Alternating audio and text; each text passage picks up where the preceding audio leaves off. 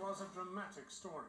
America's premier anchorman, NBC's Brian Williams, told how he was on board a military helicopter in northern Iraq when it was shot down by a hostile fire. Problem was, it wasn't true. Now Williams had to make an embarrassing on-air apology, saying he made a mistake in recalling the events.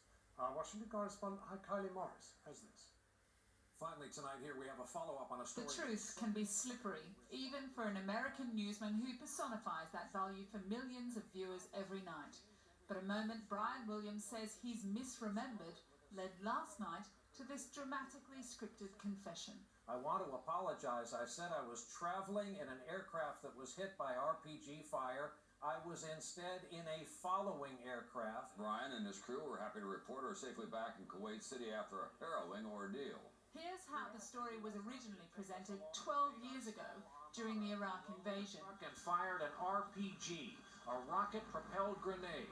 Rifle fired. All 4 choppers dropped their load and landed immediately. The grenade wound clearly visible. The script describes Chinook helicopters forced to the ground as they come under fire with the NBC reporter on board. Infantrymen took up position, protecting 4 vulnerable birds. It was high drama from the front line and had such an impact the event entered Brian Williams' folklore. 2 of our 4 helicopters were hit by ground fire, including the one I was in. No kidding. RPG and AK-47.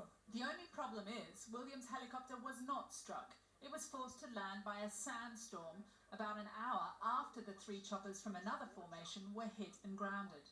Those wrongful details may have settled with the sand in the Iraqi desert had the story not been repeated again last week in a news item valorizing one of the soldiers who kept Williams safe, staged at that most sacred of American sites, the ice hockey game. During the Iraq invasion, U.S. Army Command Sergeant Major Tim Turpak was responsible for the safety of Brian Williams and his NBC News team after their Chinook helicopter was hit and crippled by enemy fire.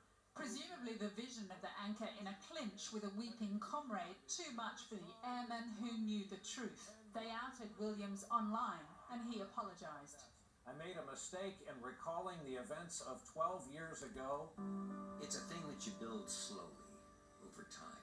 There is a re-examination underway of America's role in the Iraq War, the conflict from which the Islamic State has emerged, and now a re-examination of the role played by those who Americans trusted to tell them what happened. And what you build if you work hard enough is a powerful thing called trust. So far, though, this breach of trust is being judged with memes, pinging around the cybersphere, imagining the other great moments Brian Williams might have witnessed. The truth, as we were saying, is a slippery thing. Kylie Morris, Channel 4 News, Washington. Who would